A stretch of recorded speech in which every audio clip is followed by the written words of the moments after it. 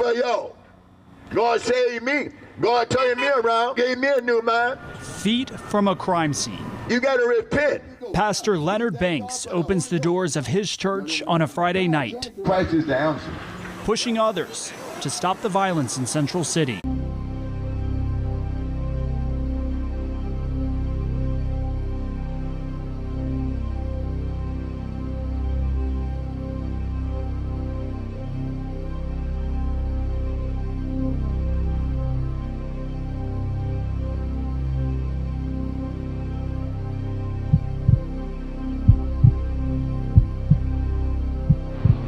Salute, man. Bang, banging.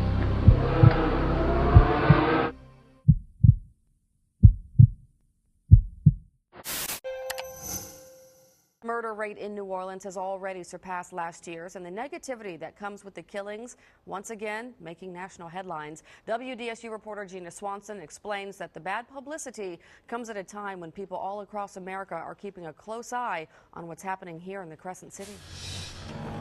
183 murders so far this year and counting. It's the harsh reality for a city whose reputation for violent crime often makes national headlines, including this one in the New York Times.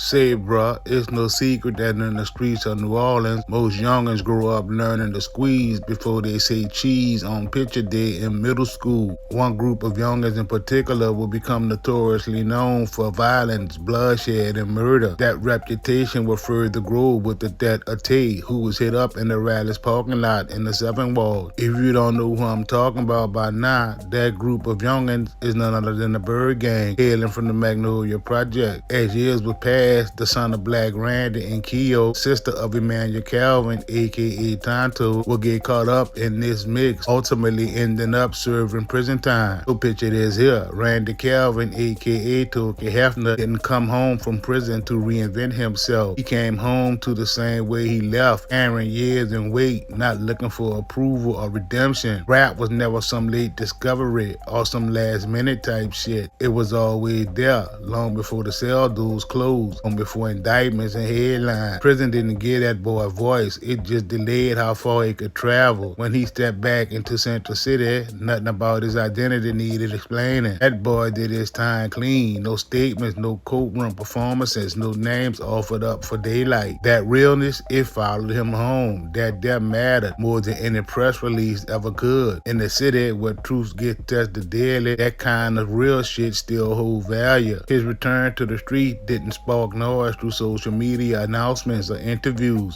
That boy moved quietly, the way real gangsters always do, settling into the same blocks that never forgot who he was. His say talking never stopped working. Balls stacked up while the world kept moving, shaped up by his days in the Magnolia and unfinished street business. When his music started circulating again, it didn't sound like he was catching up. It sounded like someone picking up from where he left off. His new shit was bumping underground. All them tracks carried through cell phones and laptops. To keep it all the way real, they was recognized immediately by people who understood where the bars came from. Nothing was cleaned up, nothing was softened. That same old gritty street shit, you dig? The street reacted because the music didn't feel distance or stage. It matched the environment it came from. Didn't mark a reset, it marked continuance. Same voice, same perspective, same raw delivery. The timing lined up with the city still carrying old wounds and unfinished street shit. Took his presence, pulled the street back into that hardcore gangster shit the streets wanted to hear. Not as a distraction for what happened, but as another layer added to the same story that Central City has been telling for years. So peep gang, this right here ain't no Wikipedia shit. Byrd gang did not form out of chasing clout. It grew out of routine, proximity, and retaliation tied to the Noya. When the Noya shut down, them boys did not disappear or scatter into nothing. They claimed nearby blocks that already knew who them boys was. 4th Street, Clara Street, Magnolia Street, and surrounding sections of Central City stayed connected. Drugs moved daily, guns stayed close. Retaliation handled disrespect, debt, and violation without debate. One of the earliest killings tied to this whole shit happened near Magnolia and Ford. A man was shot multiple times and found next to his whip. No robbery was reported. No argument was documented. That location itself explained the intent.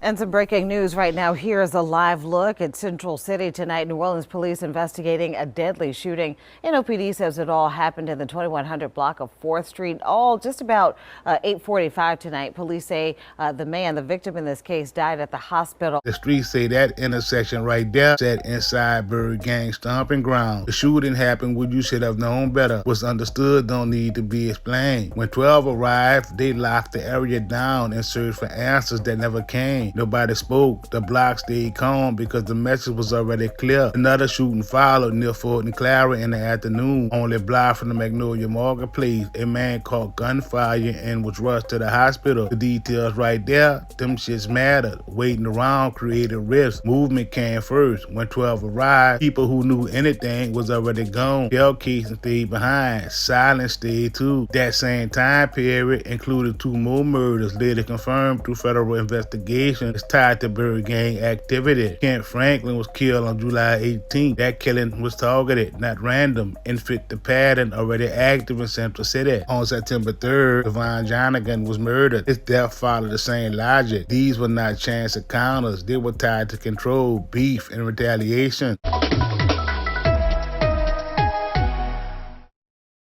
Meanwhile, the violence continues here in the city of New Orleans. Since Friday, more than 20 people have been injured in shootings across the city. In the past 24 hours, 6 people were shot, 2 killed. 2 of those shootings happened early this morning. According to the streets, nothing never slowed down. Drugs kept moving through familiar routes. Byrd gang walked known blocks without hiding. Firearms stayed present on the regular. They say them boys maintained control by staying predictable in how retaliation came down. People living nearby learned quickly what not to hang and when to move. A war with the dudes from the Yo was already active at this point. Disrespect moved through social media posts and music tied to hood identity. Those posts weren't treated lightly. They were watched, saved, and remembered. Birds carry weight once they left the screen, you dig? They bruh, 12 presidents stayed reactive. It showed up after shots were fired, not before. Investigation stalled because cooperation did not exist. People understood that talking about problems without protection, silence became standard behavior,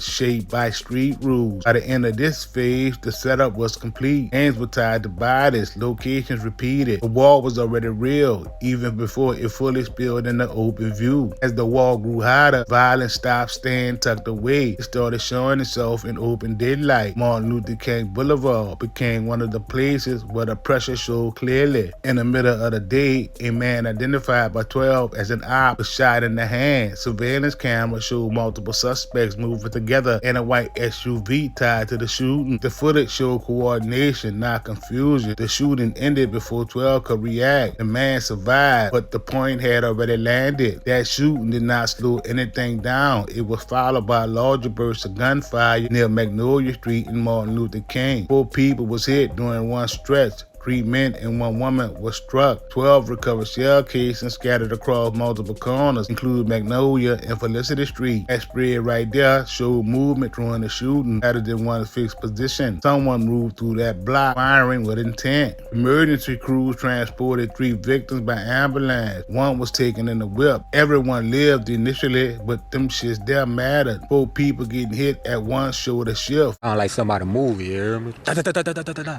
Police say the victims were shot shortly before 5 p.m. They say the victims were hit in the back, shoulder, and thigh, each wounded once. I know all 3 of them, friends of mine. Neighbors say they heard more than 25 gunshots. They're good people or whatever, you know what I'm saying? Very friendly, very outgoing, you know what I'm saying? You know, outspoken, community people, you know what I'm saying? Well known in the neighborhood. Numerous shell casings on scene. I was on the neutral ground. Shots rang out, I just broke. Just ran for cover or whatever, you know what I'm saying? For safety or whatever, you know. I'm just glad I didn't get hit or whatever, you know, because I could have been hit too. The street turning to a sea of yellow evidence cones. We heard bullets going through the house. This elderly woman did not want her face shown. You can see bullet holes in her living room. I heard shots. I was in the kitchen fixing the food, my son and I. And when we came to the front, this is what we saw. Very frightening. A motive behind this shooting is unknown. but many here agree. Man, y'all come together. Let's stop the violence. You know what I'm saying? Make New Orleans a safer city.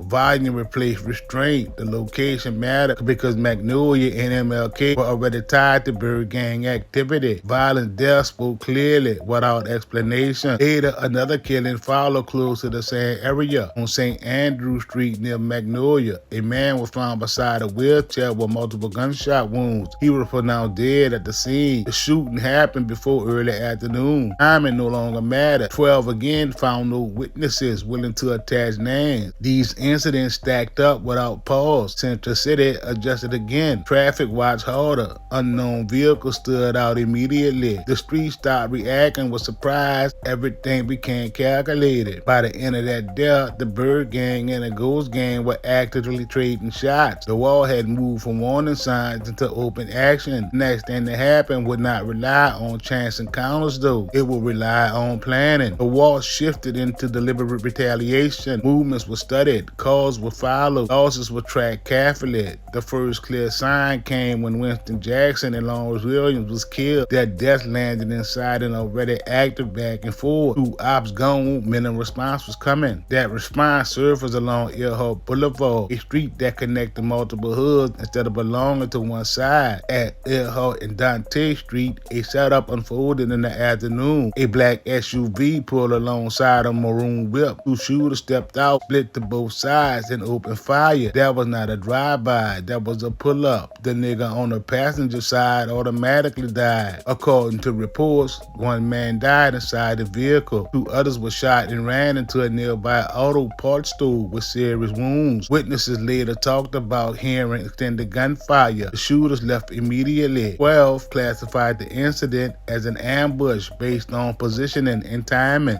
We have new details in the breaking news story of a triple shooting in Gert town. The police chief just warned drivers to avoid the area near Earhart and Dante. It will be closed for a while as they process the large scene. 1 person is dead, 2 others were wounded this afternoon. Kimberly Kurth is live on the scene.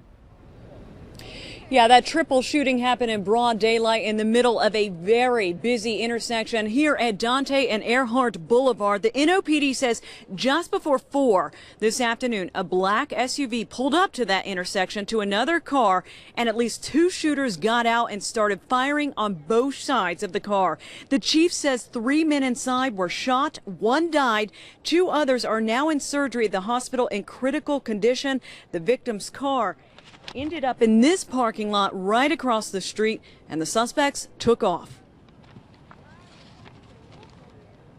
What we know right now is that a black vehicle pulled aside of the victim's vehicle at Dante and Earhart, and the shooters exited the black vehicle, walked around both sides of the victim's vehicle and began firing inside of the vehicle, into the vehicle rather, at the same time, but from both sides.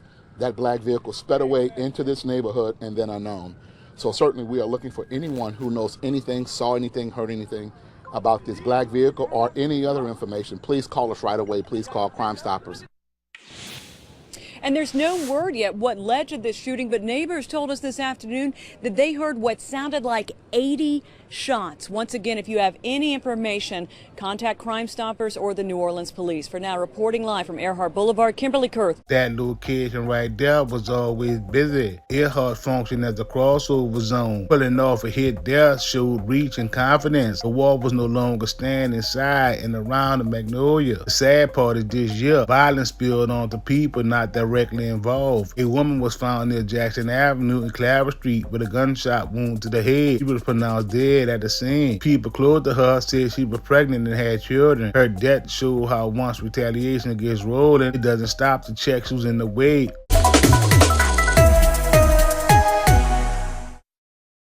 That was the worst day of my life. The worst thing I ever had to do.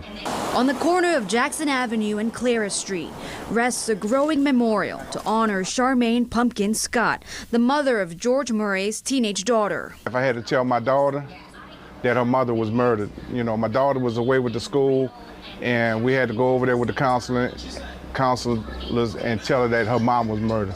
Just after 10:30 Saturday morning, neighbors said they heard 2 gunshots right outside their home in Central City. My Uncle Smitty was looking out the window, and my old man told him not to look out the window, And so he said, this is how you look when you want to see something. And he opened the door and he said, oh my God.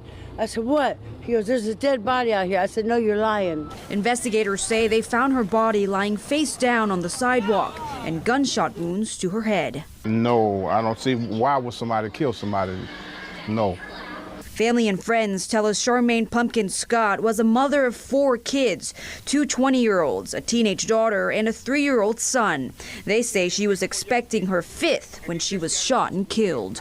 She could be charged with fetal homicide, and they got different degrees of fetal homicide in the state of Louisiana, which can carry a sentence perhaps up to 15 years, but if it's second-degree murder, the person is looking at life in prison. George says him and his daughter are now searching for answers to one simple question. Yeah, I would like to ask them why they took away my daughter's mother.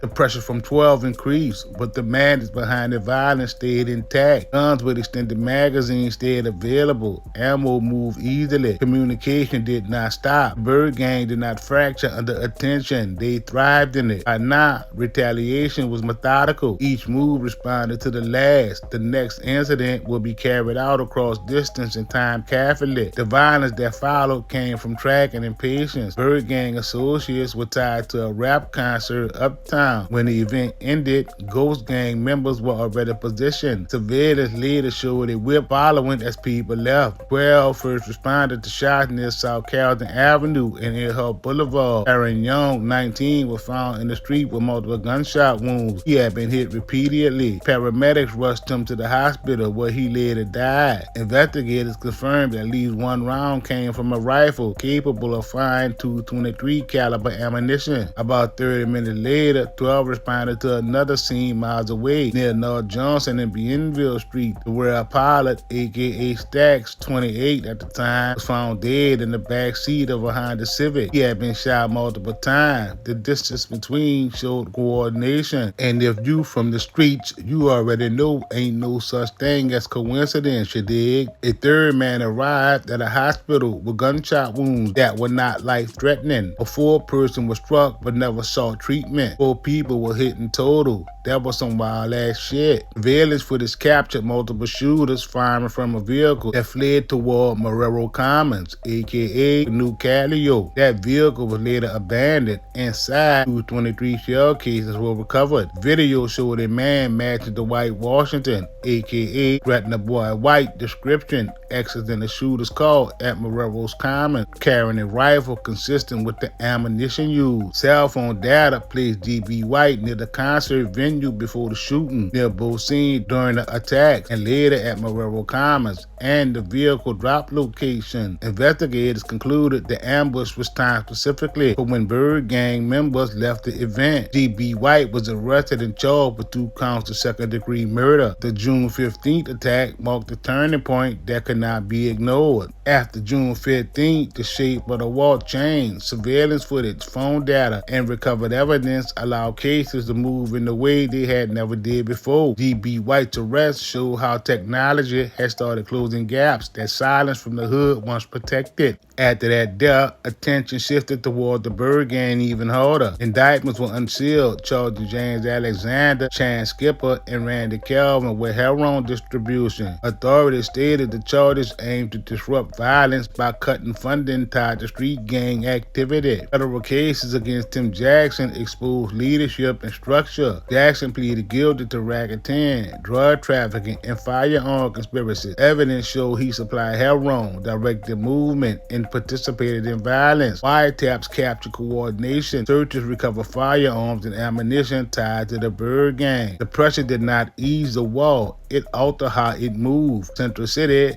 lived with results daily. Certain streets stayed avoided. Certain names stayed remembered. The Byrd gang and Ghost gang wall adjusted rather than disappear. What remained was not myth or exaggeration. It was a documented chain of retaliation, bloodshed, and murder that reshaped how violence traveled through Central City.